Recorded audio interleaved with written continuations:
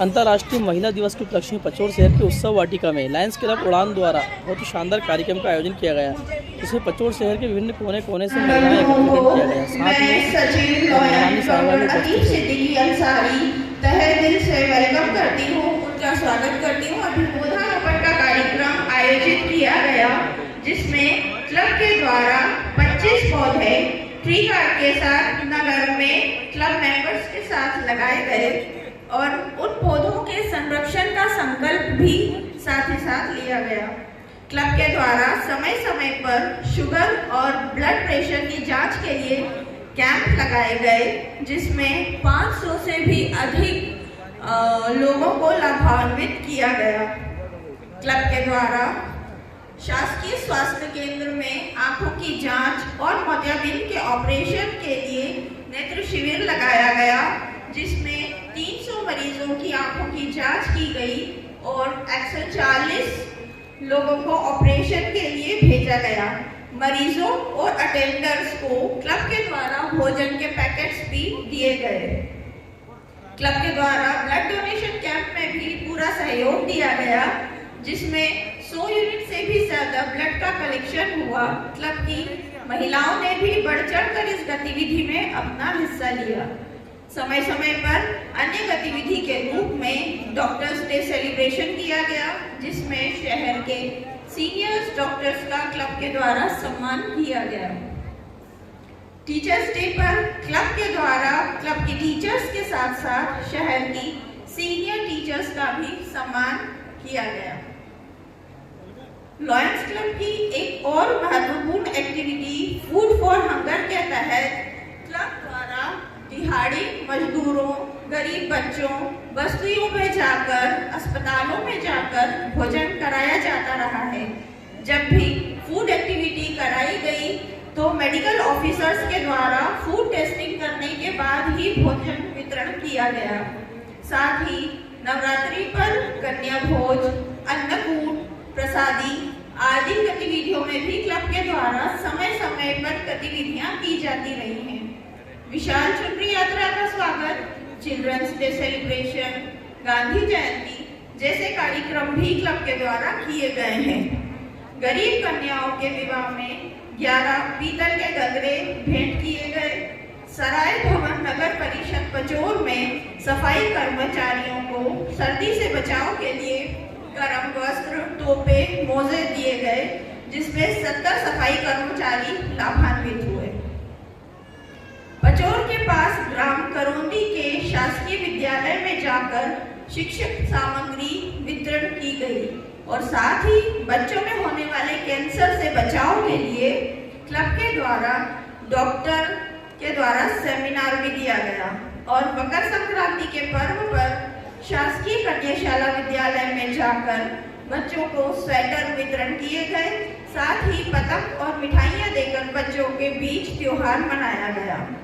इसी प्रकार हमारी क्लब की अध्यक्ष लॉयर नीलू जी के नेतृत्व में उड़ान क्लब आज आसमान छू रहा है, जिसमें सभी साथियों का पूरा सहयोग मिला है। मैं दुआ करती हूँ कि आगे भी ये क्लब अपने नाम की तरह ऊंचाइयों को छूता रहे। धन्यवाद। शिवहरे जी, आदरणीय जया भंडारी जी, कला मालवी जी, भावना वर्मा जी, संगीता शर्मा जी, इनसे निवेदन करूंगी आप आकर रानी का सम्मान कर सकते हैं। ये टाइमिंग थोड़ा सा भी ब्यूटीफुल लेडीज, मुझे तो सारी सुनना लग रही है, तो सारी प्लीज क्लैपिंग करिए और अपनी अपनी अटेंडेंस दीजिए। यस, चलिए थोड़ा सा एंटरटेनमेंट हो जाए। एक क्विज कॉन्टेस्ट की तरफ से हम जा रहे हैं। मैं क्वेश्चन यहाँ से बोलूंगी, जिसको भी आता है वो अपना हाथ रेज करे। हमारी पीएचडी टीम यहाँ से देख ली, जिसका पहले हाथ ऊंचा होगा वही आंसर दे पाएगा। So no cheating. What goes up, what but never ever comes down. PhD team.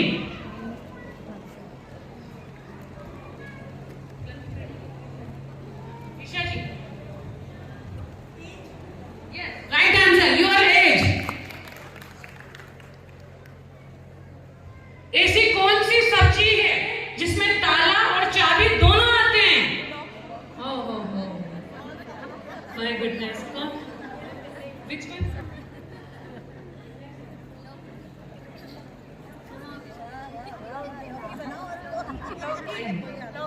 Loki is the right answer.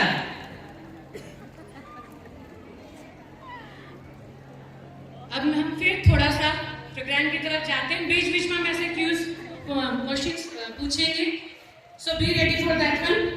परिजनों, सनातन भारतीय परंपरा के निर्माण के बाद लघु नाटिका की ओर चलते हैं। आपके समक्ष विधवा विवाह के विषय को लेकर एक लघु नाटिका मंच पर होने जा रही है, जिसके लिए मैं उड़ान लायंस क्लब के मेंबर्स को आमंत्रित करती हूँ। वो जल्द से जल्द मंच पर आए। रॉयल प्रतिभा जी जयसवाल एवं समस्त साथियों,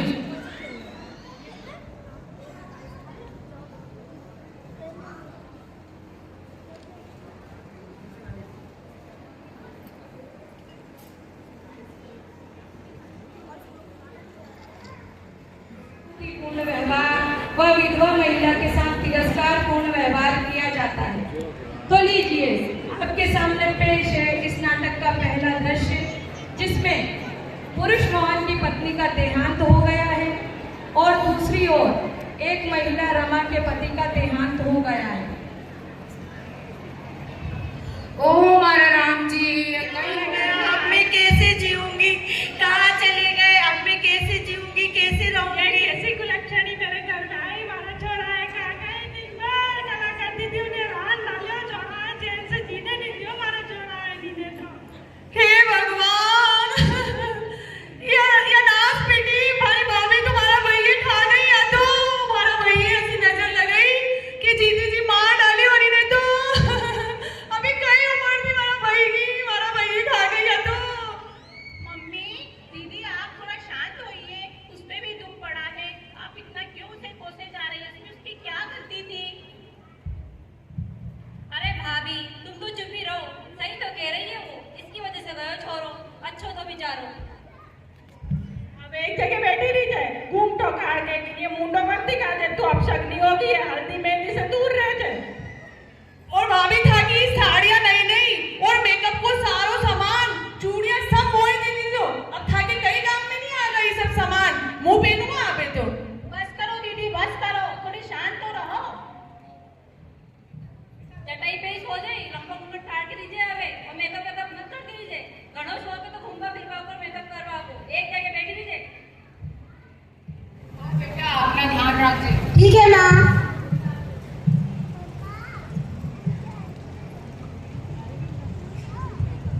और मोहन कैसा है? ठीक हूँ काकी। अरे मोहन, तू कैसा हो गया है बेटा? सूख के कांटा हो गया है। तू अपना ध्यान रख बेटा, हम तुम्हारे बारे में सोचेंगे, मत चिंता कर। तू काहे चिंता करता है? अब तुझे नौकरी भी करना है, बच्चे भी संभालना है, थोड़ा ध्यान रखिए बेटा मोहन के बारे में। ये लड़की देखेंगे अपन। हाँ चलो, अपन काकी साहब से बात करते हैं, कोई छोरा देखी कि नहीं देखी। राम राम काकी साहब, आओ बैठो। और काकी साहब कैसा ना? बस अब कहीं हाल चाल है जैसा है। अरे काकी साहब, कोई छोरी देखी क्या मोहन के लिए? मैं कहाँ जाऊंगी, अब आप लोग को ही देखना है, मोहन की चिंता करनी है। इसी महीने की 10 तारीख को रामू का ब्याह है। ये पत्रिका आप सबको पधारना है और मोहन को भी साथ लेना। बैठो बैठो काकी, चाय पानी पी जाओ। अरे चाय पानी क्या पिए, बस मोहन का दूसरा ब्याह हो जाए वही होते। अरे काकी साहब, अभी इस शादी में नरी छोरी आवेंगी, आप भी आ जाओ और मोहन को भी ला जाओ। नरी छोरी आएंगे, एक आध छोरी देख के ब्याह कर देंगे मोहन का दूसरा। जरूर आ जाओ। ठीक है। हाँ मम्मी जी, मैं ऑफिस जा रही हूँ। अरे कहाँ चली गई मुंह उठा के महारानी? कहाँ जा रही है? मम्मी जी, ऑफिस नहीं जाऊंगी तो बच्चों को कैसे पालूंगी, काम नहीं करूंगी तो। और घर का चूल्हा चौका जो पड़ा है वो कौन करेगा? नौकर आएंगे क्या तेरे लिए यहाँ? और भाभी हमारे रोटी सब्जी बनेगी नहीं बनाई? वो भूख लगा गई घड़ी जम के, वो मोबाइल चला चला के थक गई नहीं हो, हमारा सारा काम करके जा जाओ। दीदी आप थोड़ी शांत होइए, फिर पीछे पड़ गए उसके। जाने दीजिए ना, उसको बच्चों के भविष्य को भी तो देखना है। या घरों पक्ष लेनी को अनि नहीं बिगाड़ी आनी है। दीदी मैंने सारा काम कर दिया है, बाकी काम आगे कर दूंगी। अरे ओ मामा, कहाँ जा रही हो तुम? ताकि काम पे जा रही हूँ। पति को हमारे 100 महीना नहीं हुआ तो काम करने चल दी। ताकि काम पे नहीं जाऊंगी तो बच्चों को कैसे पालूंगी? अभी तो मुझे 100 महीना कुछ तक बना लेती, अभी सजवा सजवा तो उम्र आ गई। जैसे ही विधवा और बेसहारा रमा ने घर के बाहर कदम रखा तो हवस के भूखे भेड़िए उसके आगे पीछे। अरे ओ सोनू की भाई, अरे ओ सोनू की भाई, हाँ काकी, राम राम। कैसे रमा कहाँ चली गई? अरे क्या बताऊं, वो तो ठहरे ही नहीं घर में, तो प्रभाव रुके ही नहीं उन्हीं को। अभी तो पति को हमारे 100 महीना नहीं हुआ, तुमने काम करने गई क्यों? अरे कहीं करूँ तो सुने ही नहीं हमारी मुंह, कहीं न कहीं फिर हम तो मार से तो बने ही नहीं। ये महारानी इतनी समझाई थी कि थोड़े घर में चैन से बैठ जा, पर वो के समझ में ही नहीं आ। बाहर की हवा लगी होनी है तो दिन भर घूम की कह दो। अब ये दो क्या पंथी जो आप तीसरी भी आ गई है हाथ लगाने। ये हमारे घर कामों की शादी है, आप सिर्फ पधार दो और आप हटा दो और दूर रख दो उन्हें। अरे सारा शुभ काम है, तो पीछे पीछे घुसो हमारी को। अरे तुम चिंता मत करो, ये गाड़ी बिठा रखो। मैं तो आया ध्यान रखो। नहीं ध्यान रखो। अभी की नई साड़ी पहन। हाँ पहन लीजिए बेटा। जैसे ही विधवा और बेसहारा रमा घर से बाहर कदम रखा, हवस के भूखे भेड़िए उसके आगे पीछे मंडराने लगे।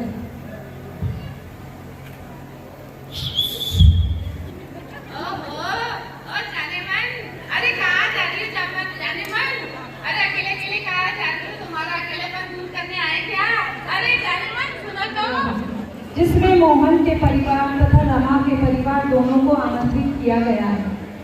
इस शादी में मोहन के लिए लड़की दिखाई जा रही है और रमा को विधवा होने के कारण अब शगुन का कलंक सहना पड़ रहा है। चल सोनू, चल आ जा रे रमा भाई। थोड़ी पीछे लीजिए, फिर आगे मत बढ़ाना। विधवा हो ना, इसको दूर रखो। कि तू पीछे ही रह जा। सारी तो समझ नहीं आगे, भाभी पीछे रहे नहीं, वहाँ उनके अपशगुन कर दिया। अरे आओ मेहंदी हल्दी की रस्म कर लो, आओ।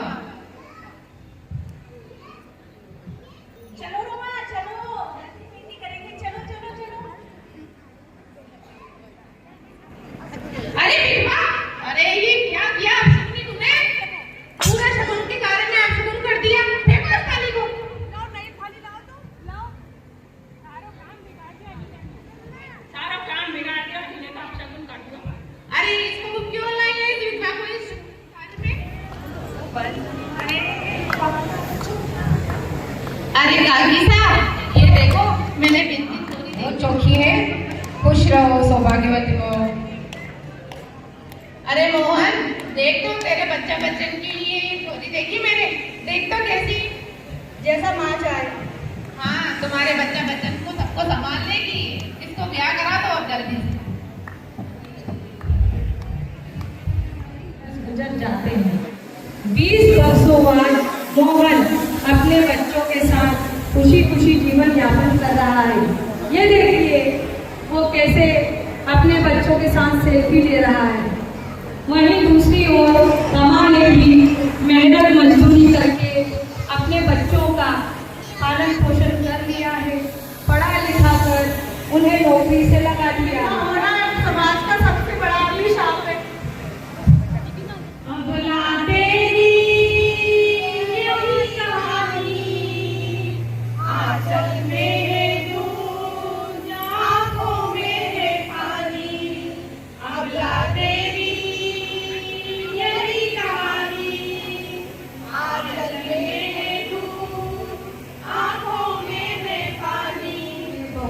खूब है, लेकिन तू इस आंचल का से एक परचम बना लेती तो अच्छा था। तो आपने देखा आज़ादी के 75 साल बाद भी हमारा समाज आज भी विधवा महिलाओं के प्रति अपनी सोच व मानसिकता नहीं बदल पा रहा है। आज सोशल मीडिया इतना सक्रिय हो गया है कि हर जगह नारी सशक्तिकरण की गूंज है। मैं कन्याशाला पचोर में एक शिक्षिका हूँ। जब मैंने शाला में विधवा नारी के संघर्ष और चुनौतियों की चर्चा की तो एक बालिका ने मुझसे प्रश्न, इसका यह प्रश्न किसी बड़े बदलाव का संकेत था। मैंने कहा जब हम अपनी सोच बदलेंगे, हम मतलब हम नारियां, जैसा कि आपने इस नाटिका में देखा कि विधवा नारी पर ज्यादा अत्याचार महिलाएं ही करती हैं। आज मैं आपसे पूछती हूँ कि एक पुरुष की पत्नी के मरने पर पूरा समाज कहने लगता है भाग लो, अकेलो कैसा बच्चों को संभालेगो, और अधिकतम 5 से 6 माह के भीतर विधुर पुरुष का विवाह हो जाता है। वह विधुर पुरुष जो बलवान साहसी कहा जाता है, उस समय वह बेचारा हो जाता है। उधर दूसरी ओर विधवा महिला को साल भर तक तो रीति रिवाजों के नाम से पागल कर दिया जाता है। तो चरित्रहीन व उल्टा कहलाती है। शादी करने की बात कहे तो जवानी चढ़ रही है जैसे तानों का सामना करना पड़ता है। क्या आप जानते हैं विधवा महिलाओं में से 95% विधवा महिलाओं का पुनर्विवाह नहीं होता है। कुछ का होता है तो उन्हें नाकरे में बिठा दिया जाता है। कमजोर, अबला, बेसहारा, दुर्बल कही जाने वाली नारी विधवा होते ही समाज के लिए न जाने कैसे शक्तिशाली और सशक्त रूप धारण कर लेती है। उसे ही तब स्वयं अपने बच्चों का भी पालन करना है और खुद का भी करना है। परिवार के कोई लोग उसकी मदद नहीं करेंगे। क्यों नहीं करेंगे? क्योंकि तो खुद का अपना परिवार है, वो अपना परिवार देखेंगे कि उसे देखेंगे। हाँ, मदद तो नहीं करेंगे। ताने मारना उनका जन्म सिद्ध अधिकार है। आज हमारे भारत में सबसे सस्ता यदि कुछ है तो एक औरत का चरित्र। जब कोई औरत को सशक्त होते देखता है तो सबसे पहले उसे गिराने के लिए उसके चरित्र पर उंगली उठा दी जाती है। उंगली उठाने वाले कभी अपने गिरेबान से चेहरा देखने पर कुछ अपशगुन नहीं होता, तो विधवा महिला का चेहरा देखने पर अपशगुन कैसे हो जाता है? क्या पति के मर जाने से उसकी सारी इच्छाएं भी मर गई? वह सब कर सकती है, बच्चों को पालेगी, बड़ों को संभालेगी, घर संभालेगी, पर मेहंदी, हल्दी, चूड़ी, बिंदी नहीं लगा सकती। उसके पति के बिछड़ने की पीड़ा तो उसके अंदर जो है उसे तो कोई महसूस नहीं कर सकता। तो मेरा आपसे यही कहना है कि महिला सशक्तिकरण तब होगा जब हम महिलाएं अपनी सोच बदलेगी। टीवी के जो सीरियल हम दिन प्रतिदिन देखते हैं उसमें एक महिला का पति मर जाता है तो दूसरा आ जाता है और दूसरी शादी हो जाती है। फिर पहला पति न जाने कहां से जिंदा होके फिर आ जाता है। उसमें महिलाएं सब काम कर लेती हैं, ऑफिस चली जाती है, जासूसी कर लेती है, गुंडों को मार देती है, और हम बाहर भी कहीं जाना हो तो पहले ये सोचते हैं कि हमें लेके कौन जाएगा और लेके कौन आएगा। हम एक काल्पनिक दुनिया में बसर कर रहे हैं और काल्पनिक दुनिया में जी रहे हैं। यह काल्पनिक दुनिया वास्तविकता से परे है। आज महिला दिवस पर मैं आप सबसे यही कहना चाहूंगी कि आप अपनी सोच को सशक्त बनाएं और महिलाओं के साथ हो रहे दुर्व्यवहार को बंद करें। और आज साथ ही मैं मध्य प्रदेश के मुखिया हमारे मामा जी से भी यह विनम्र निवेदन करूंगी कि आपने लाडली बहना योजना चलाई है, विधवा बहनों के लिए पुनर्विवाह योजना भी चला दीजिए। बेटियों और बहनों तो पिता और भाइयों की जान होती है। जैसे ही उसकी शादी होती है वो पराई हो जाती है, और यदि वो विधवा हो गई तो ना तो वो घर की है ना घाट पर। विचार कीजिए और हमारे इस विचार को आगे बढ़ाइए। धन्यवाद। मैं भी रानी साहिबा 7 बजते तो बेटी को फोन लगा देती हूँ कि जल्दी घर आओ, अंधेरा होने से पहले। लेकिन बेटा अगर 9 बज गए तब भी मुझे कॉन्फिडेंस रहता है कि नहीं कोई बात नहीं, आ जाएगा। वो मैं बेटी और बेटे में फर्क नहीं करती हूँ महसूस। लेकिन जब हम समाचार सुनते हैं, रोज सुबह जब अखबार का पन्ना स्याही से नहीं बल्कि मासूम बेटियों के खून से रखा हुआ आता है, तो हर बात फिक्र होती है कि वो उनकी बेटी को बाहर कैसे जाने दे। तो ये हमें समाज के सुधार का जो यहाँ पे संदेश आप लोगों ने दिया है उसने मेरे दिल को छू लिया, और नीलू दुबे जी ने इतने अच्छे कार्यक्रम में हमें बुलाया है। मैं बहुत गुजार हूँ, बहुत बहुत धन्यवाद देना चाहती हूँ। लेकिन एक ही बात कहना चाहती हूँ कि समाज पूरे हैं, मुकम्मल है। हमें किसी समानता की जरूरत नहीं है, हमें सम्मान की जरूरत है। हमें सम्मान की जरूरत है, याद रखिए।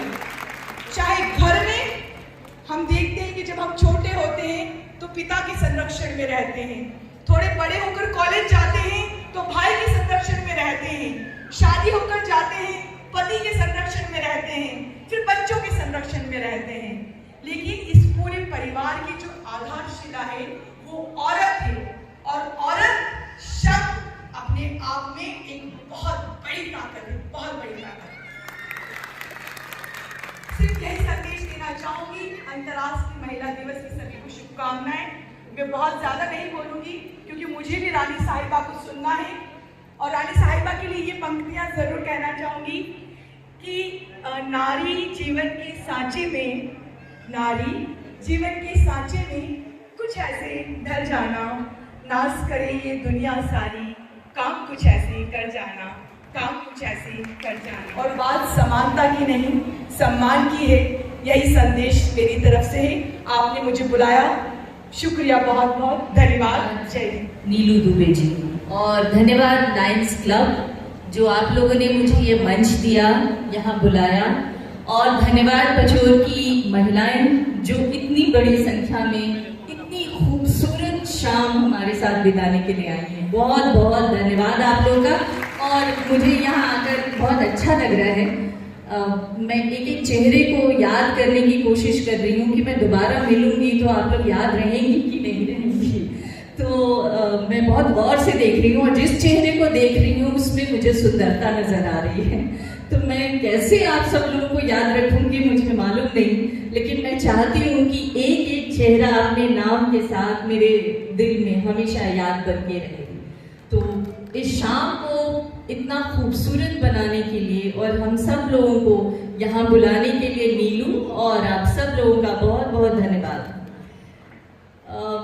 अंतर्राष्ट्रीय महिला दिवस के अवसर पर इस कार्यक्रम को आयोजित किया गया है। कहने को तो बहुत सारी बातें हैं, सैकड़ों बातें, बहुत सारे मुद्दे हैं।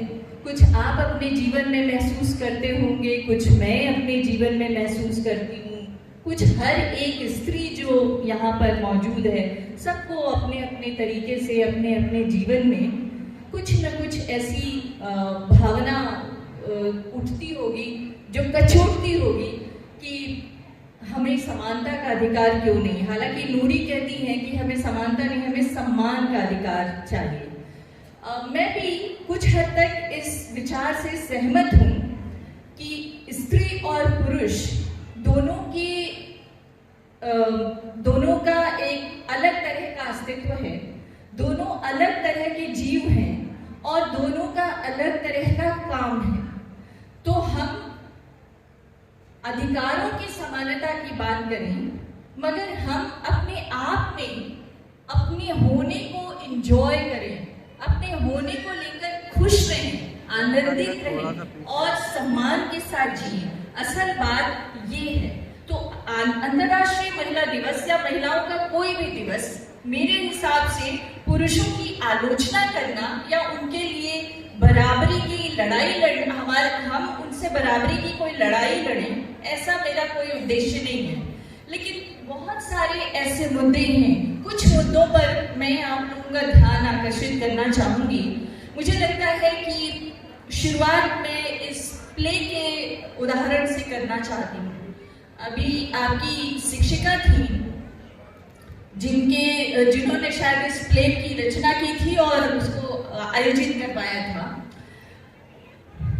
मैं उनको एक याद दिलाना चाहती हूँ। शायद आप शिक्षिका हैं तो आपने जरूर पढ़ा होगा और आपको याद रखना चाहिए कि विधवा विवाह की जो कानून है यह आज से नहीं, हमारे देश में 67 साल से लागू है। 1956 में देश में जब हिंदू कोड बिल पे बहस चल रही थी तो विधवा पुनर्विवाह का कानून पास कर दिया जा चुका है। ऐसा नहीं है कि हमारे देश में विधवा पुनर्विवाह का कानून नहीं है। इसलिए ये मांग करना मतलब मुझे समझ में नहीं आया। शायद आप लोग की एक शुरुआत की कविता मैं सुन रही थी जिसमें आप लोग कुछ ईश्वर से प्रार्थना कर रहे थे, मैं उसको नोट कर रही थी, जिसमें आप लोग आ रहे थे, हे शारदा माँ अज्ञानता से हमें तार दे माँ। मुझे लगता है कि असल में बात यह है कि हम महिलाएं बहुत अपने घर, अपने परिवार, अपनी धुरी के इर्द गिर्द इतनी व्यस्त हैं कि हम इस समाज में, इस संसार में क्या हो रहा है उसकी तरफ ध्यान नहीं दे पा रहे हैं।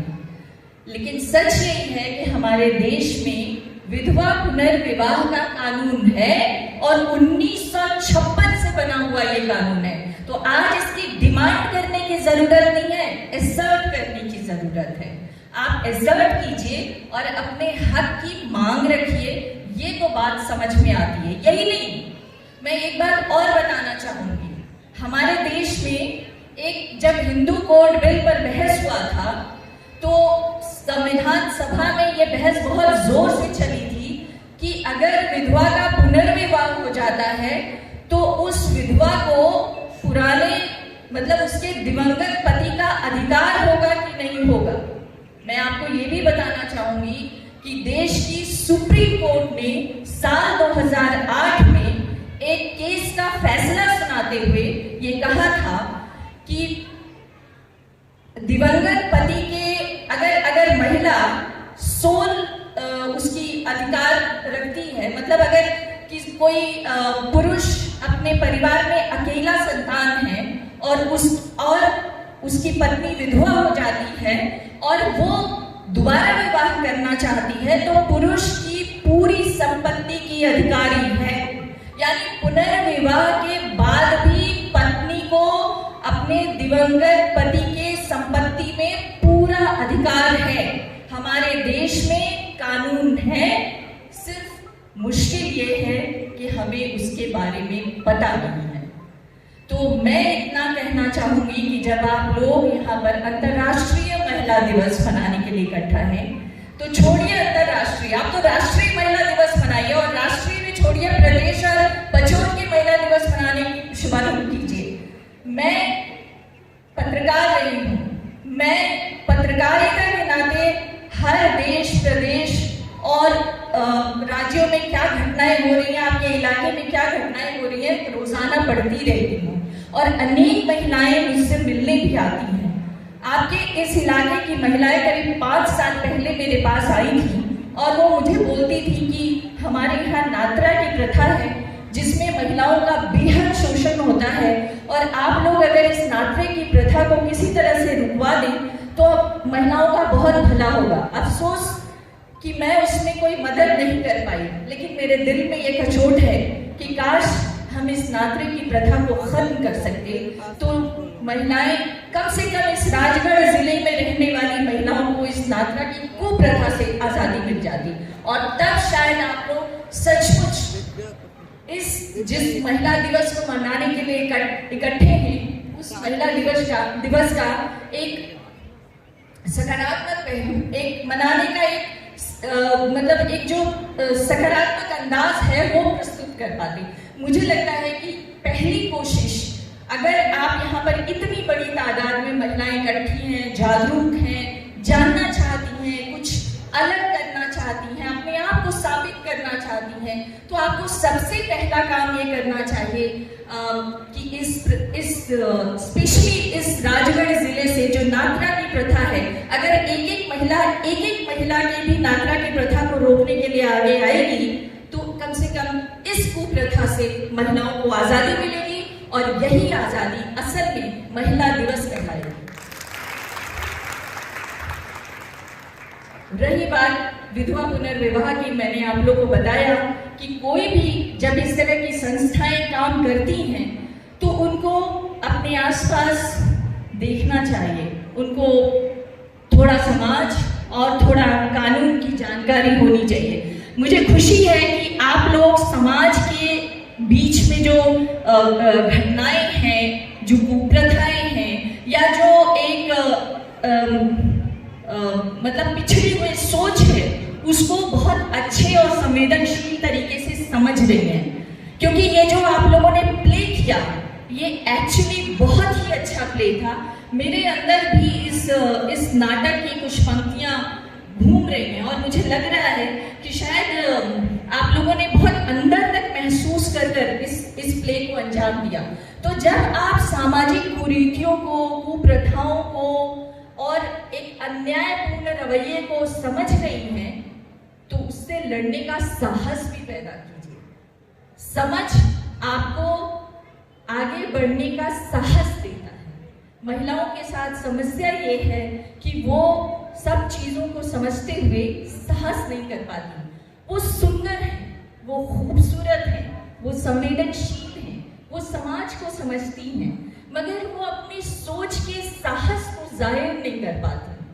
मुझे लगता है कि आप लोगों को आज के दिन ये प्रण लेना चाहिए कि हम अपनी सोच का दायरा बढ़ाएं, हम साहस के साथ सच का मुकाबला करें। सच यही है कि आप ही का जिला है जहां पर इस तरह की घटनाएं हो रही हैं, जहां पे महिलाओं को एक बार नहीं, दो बार नहीं, तीन बार, चार बार बेचा जाता है। अगर आप लोग इस कुप्रथा के खिलाफ आवाज उठाएं और एक महिला का भी अगर कल्याण हो सके तो शायद इसमें एक बदलाव की पहल शुरू होगी। तो मुझे लगता है कि यहाँ से आप लोगों को शुरुआत करनी चाहिए, तभी महिला दिवस मनाने की सार्थकता। बहुत सारी बातें आप लोग कहती रही हैं और भी लोग हैं जो कहेंगे। मैं बस नूरी खान ने क्योंकि कैफी आजमी की बात की थी, तो मेरे भी बड़े पसंदीदा शायर रहे हैं कैफी आजमी, और जिस उम्मीद के साथ मैं आप लोगों के बीच इन मुद्दों को रख रही हूँ, मैं इतना ही कहना चाहूँगी। कैफी आजमी का एक शेर है, आज की रात बहुत गर्म हवा चलती है। मैं रात और गर्म हवा का शाब्दिक अर्थ पे नहीं जाना चाहती हूँ, पर मैं ये कहना चाहती हूँ कि आज की शाम भी उतनी ही गर्म है। दिलों में गर्मी हो, दिलों में एक जुनून हो। कोई तो यहाँ से ऐसी महिला निकले, कोई तो ऐसी लड़की निकले जो जुनून के साथ इस समाज की कुप्रथाओं को बदलने का साहस दिखाए। तो आज की रात बहुत गर्म हवा चलती है, आज की रात फुटपाथ पर नींद नहीं आएगी। मुझे भी शायद आप लोगों के बीच से जाने के बाद बहुत सोचूंगी कि आप लोगों ने ये जो नाटक किया वो सचमुच कितना डराने वाला है। तो आज की रात बहुत गर्म हवा चलती है, आज की रात फुटपाथ पर नींद नहीं आएगी। सब उठो, मैं भी उठूं, तुम भी उठो, तुम भी उठो।